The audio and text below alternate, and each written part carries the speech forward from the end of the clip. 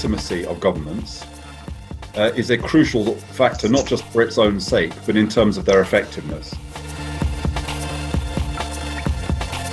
Why is it that those answers are right, that you select people, that they get all this evidence, they're given time to reason, and they come up with a better answer, but that's in your opinion?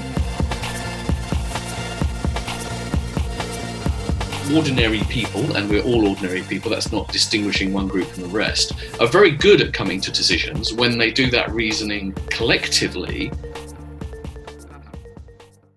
We're talking about democracy, and from Trump to Putin, from Bolsonaro to Assad, from the far right to the far left, everyone claims to be in favour of democracy.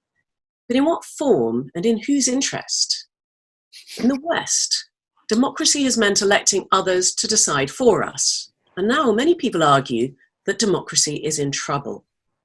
Were we mistaken to imagine that democracy is necessarily progressive and delivers for the people? Can we harness new technologies like blockchain to enable a new, more direct form of democracy that gives everyone a voice? Or is the very idea of giving everyone a voice an illusion that leaves us victim to those with power and influence? Democracy is supposed to give power to the people, but how can this really be achieved? Well, all very big questions, but luckily we've got a great panel to help us answer them. So Julian Baggini is the author of lots of best-selling books on philosophy, including How the World Thinks, and is the co-founder of the Philosophers magazine. Claire Fox is the founding director of the Academy of Ideas, a former Brexit MEP and panellist on BBC Radio 4's show The Moral Maze. And Mathew Taylor is a former senior advisor to Tony Blair, and he's currently chief executive of the Royal Society for the Encouragement of Arts, Manufactures and Commerce, otherwise known as the RSA. So we're going to start by asking each of the three panelists to do just a 3-minute pitch to summarise their ideas on this subject, on the question, is more democracy always the answer? And I'm going to start with you, Mathew Taylor.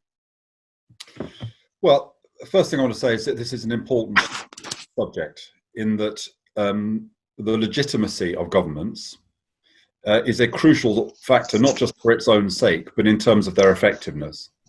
And we've seen that in this COVID crisis, that it's been those governments which have greater legitimacy and greater trust that have been able to respond more effectively than governments that lack that legitimacy because they've alienated large parts of the population, or they're corrupt or incompetent, or some combination of all of them. And if legitimacy has been important to the way in which we have dealt with this crisis, it'll be even more important in relation to the much more serious existential crisis of the climate emergency. So I'm glad we're talking about this. It's an important question. Is more democracy always the answer? Well, no, not more democracy, but better democracy. And I want to make one argument in this initial part of the debate, and that is that representative democracy, which is the system that Marianne described to you, the system where we elect every few years a small number of people to make decisions on our behalf between elections, is simply inadequate.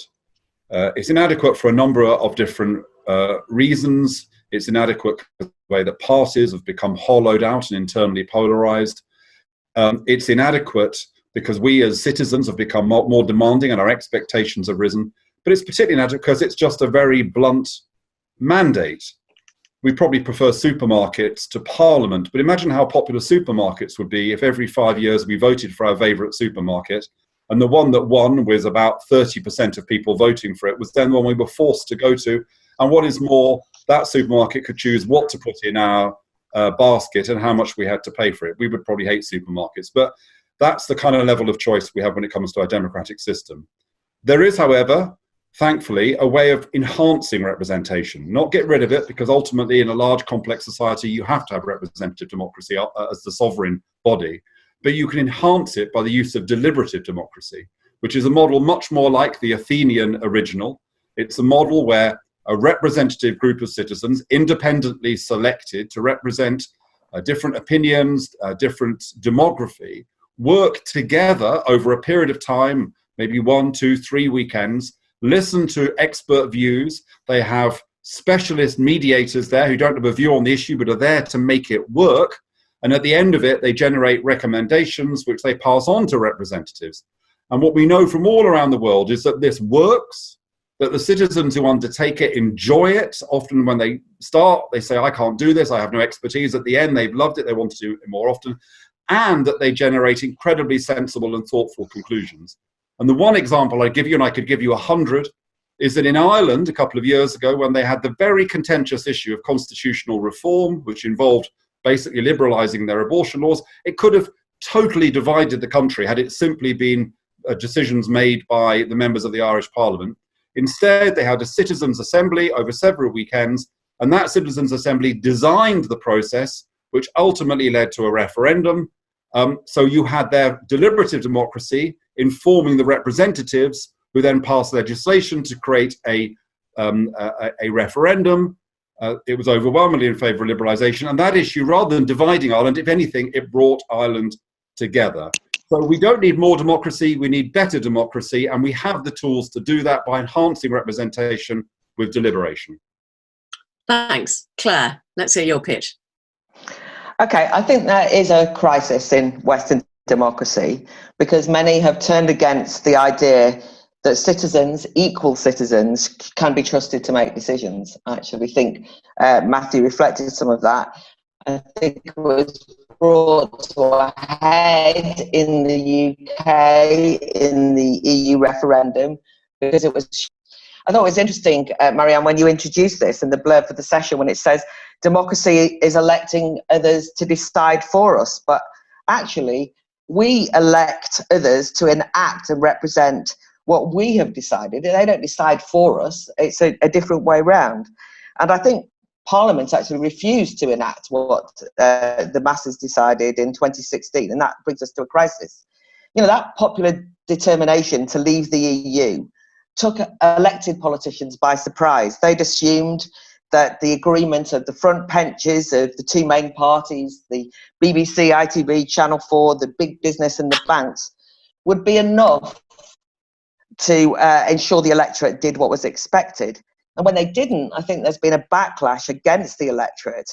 And if you think about how the referendum result was explained, it was somehow that the vote had been achieved by cheating or manipulation, that the idea was that the electorate were incompetent. They were not able to make the right decision because they'd been ill-informed. People even talked about their poor education. And I think that And they were also accused of being populist. I mean, that became a word that's used as an insult to people who support democracy these days. That somehow they kind of only voted the way they did because they were influenced by, you know, some maverick, big authoritarian figure. So I think once you decide or believe that the masses are unfit to influence the direction of society or lacking in capacity, not trustworthy in that way, then I think that representative democracy does start to feel hollowed out, but it's partly had already been hollowed out. It had become slightly caveated and hemmed in previous to that by the emergence of unelected judiciary and courts and transnational institutions that had tried to minimise the influence of the people on opinion. And we know the sense is that we know best, a kind of paternalism that will protect you, will take away the difficult choices. Everything's too complicated for you. Obviously undermines an electorate and their autonomy. And I do think that threatens democracy. I think, in other words, a technocratic rule can threaten democracy. Rather than any kind of principle, it relies on evidence and experts to justify action. And decisions are ring-fenced away from accountability. And I think that in some ways it means that politicians use evidence and science and issues like that to justify making difficult decisions, taking difficult decisions away from the democratic arena. And in some ways, the COVID crisis raises all of these things as we all sit on the couch and watch everybody else decide what happens on our behalf. Okay, thanks. So, Julian, is more democracy always the answer? Yeah, I mean, like Mathew, it's not more, it's better. I think there are the two currents here which you want to avoid sort of. To continue watching this video, click the link in the top left or in the description below. Or visit iai.tv for more debates and talks from the world's leading thinkers on today's biggest ideas.